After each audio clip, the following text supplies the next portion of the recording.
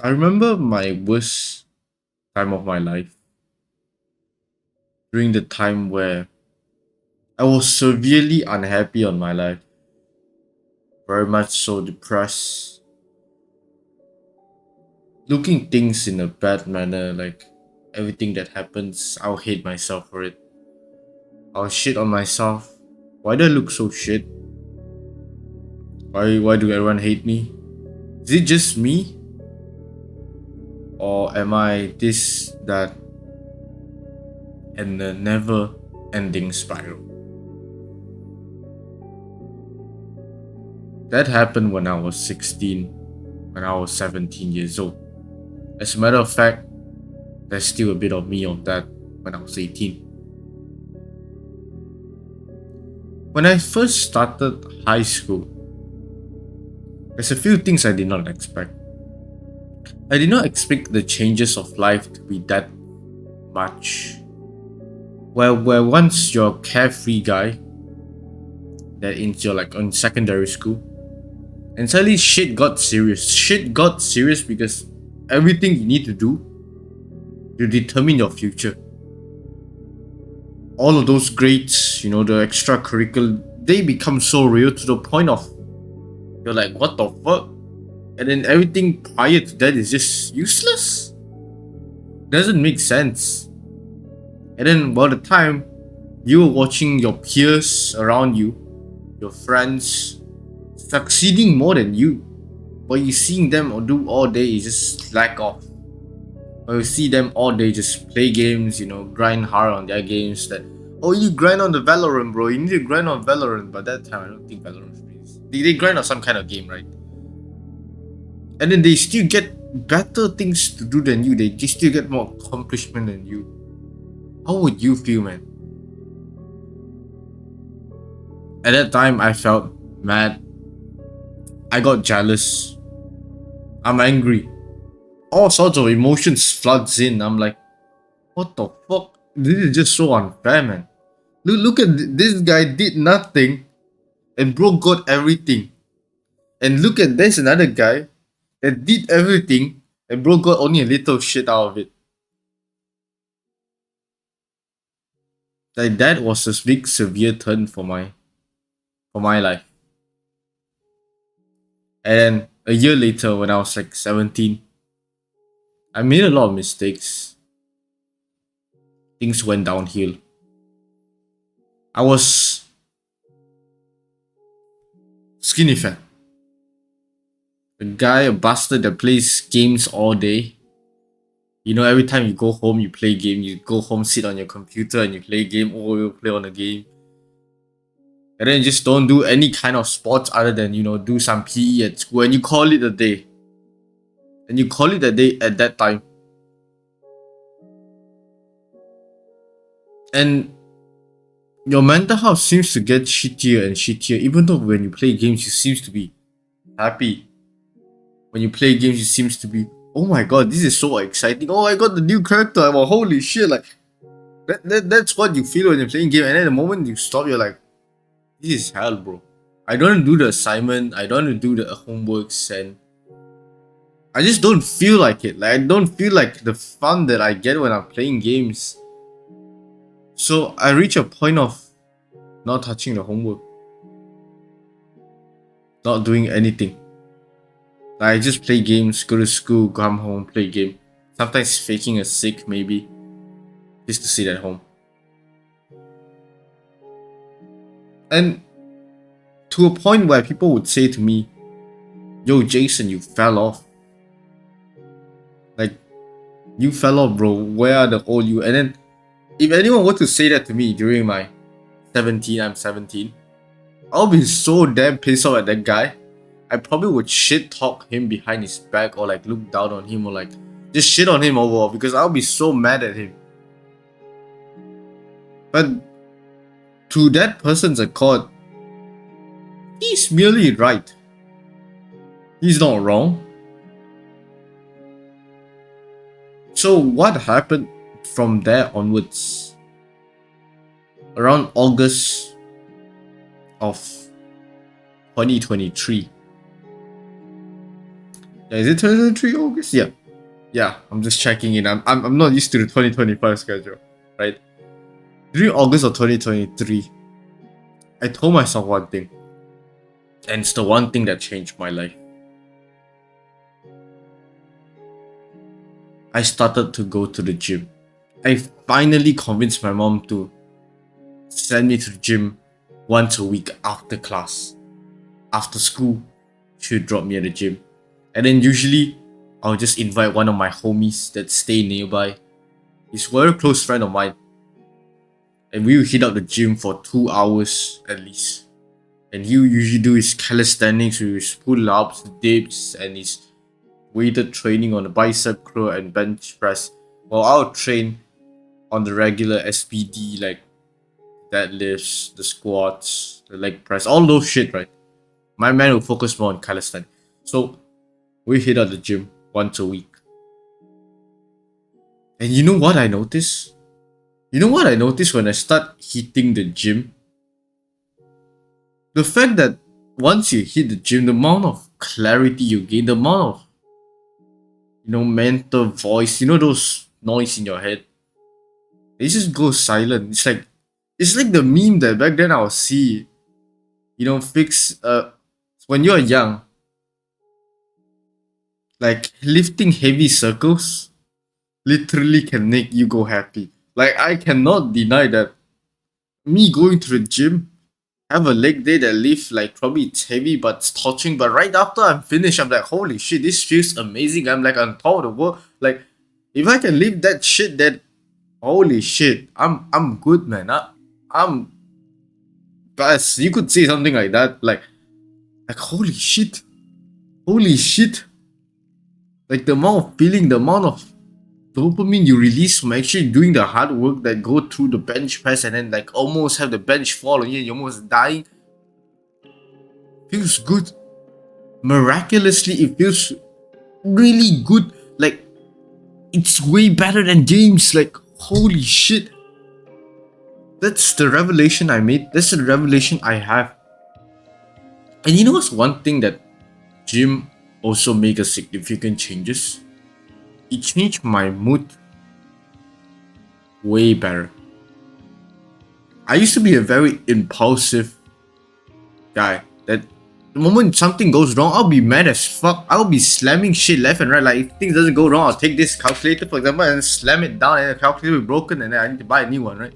I'll like slam that shit or maybe hit it towards the wall and then the walls and this shit will break. And that's my mood back in the day.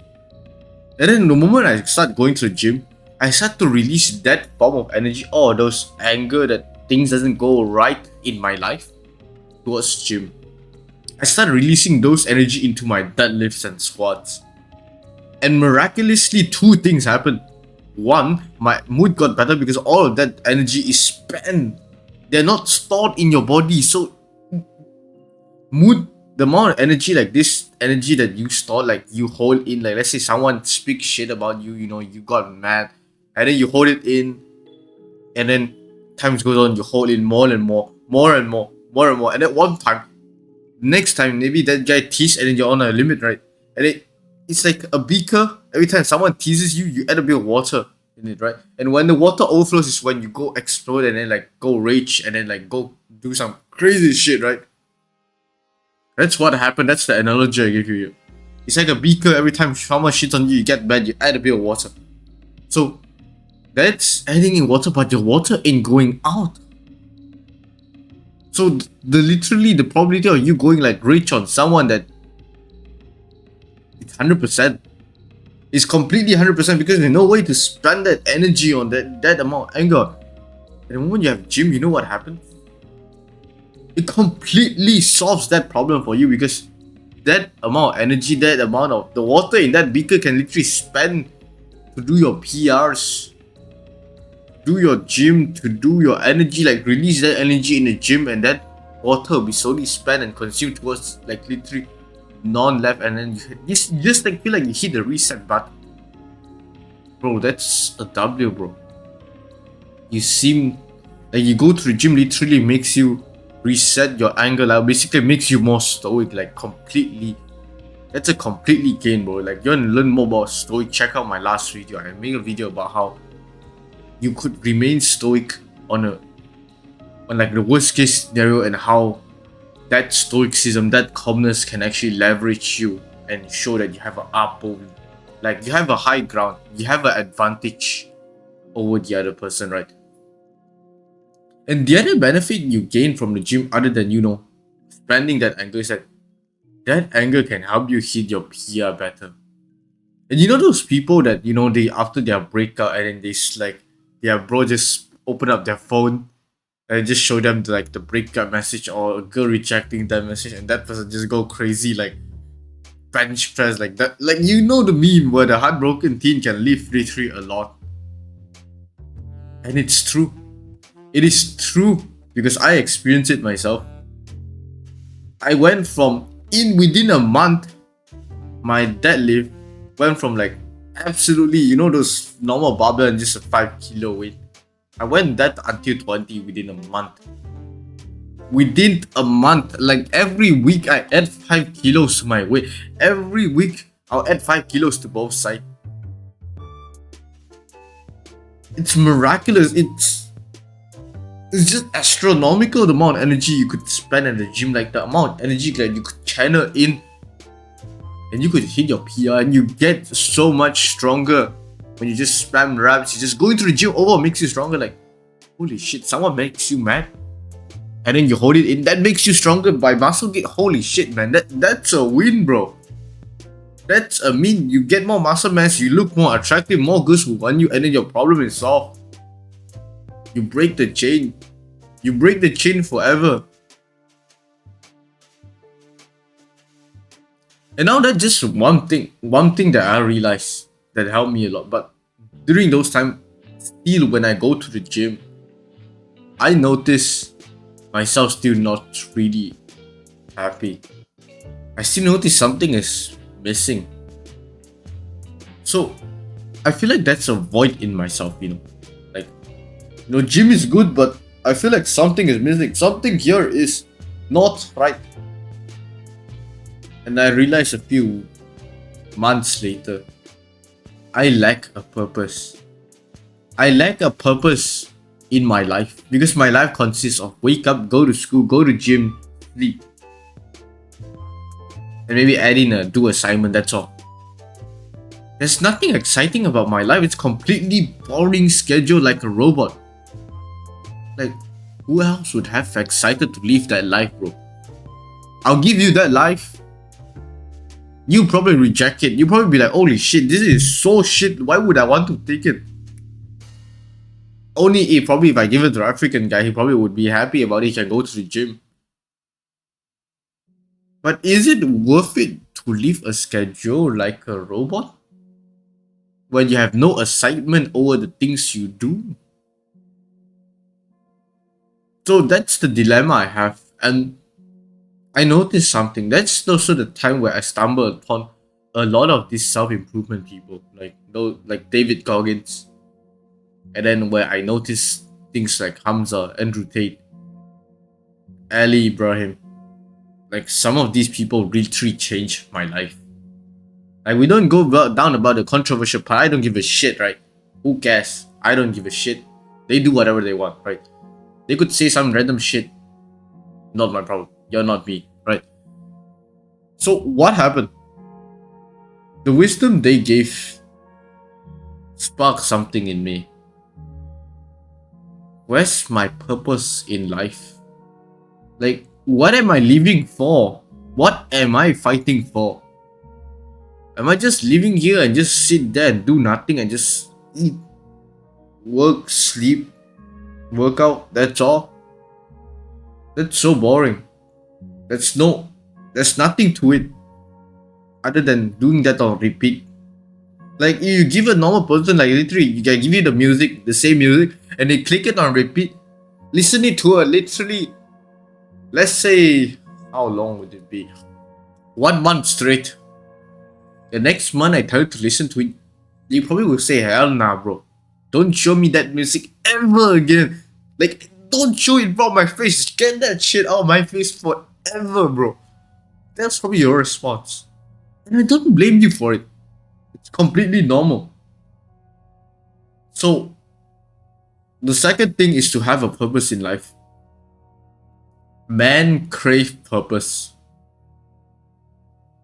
Because the moment you give man a purpose, and how big obstacle you made, that guy is gonna break through all of it to reach the other side because he see a purpose he could fight.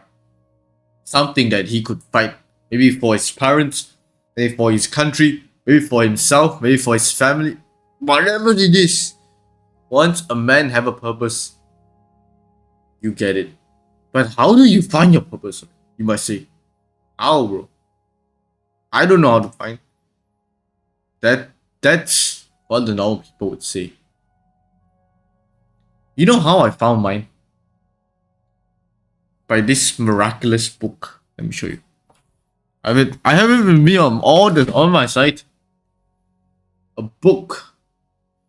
A simple, harmless looking book is my biggest weapon, right?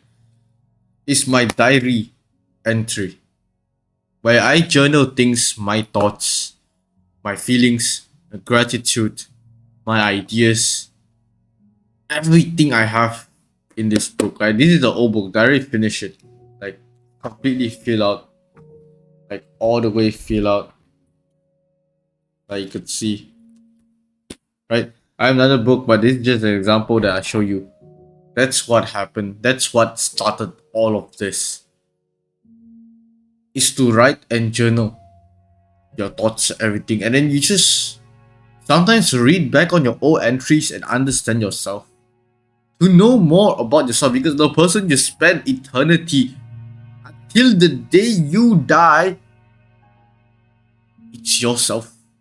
It's yourself that stays with you. Your spouse would die one day, your kids would die one day, all of them would die one day, your parents would die one day. The only person that stays with you all the time, it's you, your own mind, yourself. That's all. That's the company you have for guarantee, like 100%. So, read yourself, understand yourself. If I have never understand I have all this impulsive, bad anger attitude, I never would have changed it. If I never understand that I have, literally interactive talking, I never would have changed me. I would never be sitting here in the first place. You need to take realization. Like the moment you find realization of, holy shit, all this I've been doing is actually not good for me, you would change. You just need a strong why I want to change. A strong reason to change. To find that purpose. Find a purpose. Like literally the moment you found a purpose, tape it on the wall and just look at it every day before you work or when you leave your door. Like when you go out your room, you put it on your door and then you just read it. Because that fuels you to fight. To fight even when you don't feel like it, even when you're tired, even if you're on 5 hours of sleep, 4 hours of sleep, whatever it is. Your goal is to make that purpose, to fulfill that thing that you have destined for yourself. Because no one is fulfilling that for you. And no one will be the one to spoon feed you how the recipe to success, because no one would help you, especially in your darkest, deepest moment. When I was in the rut, no one saved me. I saved myself. Because you are the only one that can save yourself from the rut. Because it's only your thoughts and you. I could give you a million solutions on how to get out of the rut, but if you don't do them, if you don't apply on them, useless. It's as useless as a calculator without a battery. You click on it, nothing would happen. It won't change. Just like your life. It won't change if you don't take action on it. You could say that my life, I've been depressed, but you don't want to go to the gym, you don't want to do journaling. What else you don't want to do? You don't want to be grateful. You don't want to do this. I don't want, man. I just want to lay in bed all day. Fuck off, man. Fuck off. Be lazy and you die. For those people who are depressed, I have one thing for you. One thing. It's the completely easiest shit. Can you sit up right now? Can you, like, literally, if you're watching this video laying down, like, you know, you're depressed, can you sit up right now? Can you sit up? Okay, good. Now can you stand up from your bed? Just stand up for 5 seconds. Try it. Okay, great. If you did it, now go to the toilet. Wash your face. Literally wash your face with cold water. And now ask yourself, do you want to go back to your bed? Or what you just did is literally, wow, so amazing. Because the only blockade you have is your mind, not your body. Have a great body, a great mind would come. That's literally it. Take care of your body, your mind would follow. So what does that mean? It means to literally take care of what you eat. All those food you consume, they are the reflection in your mind. Eat healthy, eat whole foods, eat clean. Don't eat your pizza and, you know, burgers every day. They're not good for you. All of those have a side effect. Because all those flavoring, MSG, salt, they are meant as stimulants to your brain. So when you are overstimulating your brain, you know what happens? Your brain go crash. It's like, imagine I have a car. Let's say I have a Ferrari, right? Ferrari. Let's say I have a Ferrari. And then I modified the car. And then I put in an astronomical 100 filtration gas, right? 100 filtration gasoline. And then I change up the engine to give it like extra, like 200 horsepower. And then I change up the gas pedal. Let's say I change all of that. And then I hit the gas button. Like, I literally step on the gas and floor it. You know what will happen to the car? You know what will happen? The car will break down. Because the RPM of the car just literally burn out the engine. That's what happened to your mind every time you eat something that's maybe fast food. Something that's unhealthy for you. All those processed shit. Those stimulants. They're like, you know, your mind is like the car engine RPM. Every time you eat a bit of salt, high sodium, high of those chemical food, processed food, it's like literally revving your car towards the dangerously, the 7 and 8, you know those numbers with a red ink on them? It means dangerous. It means you're not supposed to go there. And every time you eat it, the more you eat it, the more closer that needle gets to there. And once it reaches your brain, crash into oblivion. That's where you happen when you're depressed and you're run. You literally sleep on your bed and don't wake up. That's what happens. Take care of what you eat. You could eat to gain a bit of, you know, those dopamine. But don't fucking eat it for all meals, for all day, for fuck's sake. Eat whole foods. You know, let me give you an example. Right? Let's look at this that I have on my table. Rice cake, right? Let's read the ingredient list. Rice. Okay, not bad. That's whole food. Yeast extract. Okay, you still can obtain that from nature. Barley. Okay, that's nature. Wheat. That's nature. Oats. A bit processed. Salt. Depends a bit what kind of salt. Carrot juice. Onion juice. Vitamins and natural flavoring. Contains celery. And look at this. This is the most important shit. Like, compare that. Like, compare the salt amounts. Let's say one rice cake, that's 0.1 gram of salt. That's good. Because the amount of salt you eat, like, let's say I'll probably eat one rice cake, right? It's like so tiny little, 0.1 gram, doesn't affect much. So literally take in what you eat, like literally monitor what you eat. Because you actually are what you eat. You want to gain muscle, you want to gain mass, you want to gain weight. All of that depends on your diet. You want to feel good. You know, you want to feel good. You don't want to feel depressed. That also determines on what you eat. So, if you really want to change, do one of them. Do one of them and do it for 2 weeks. You know what? 1 week. Sit out for 1 week and see how you feel.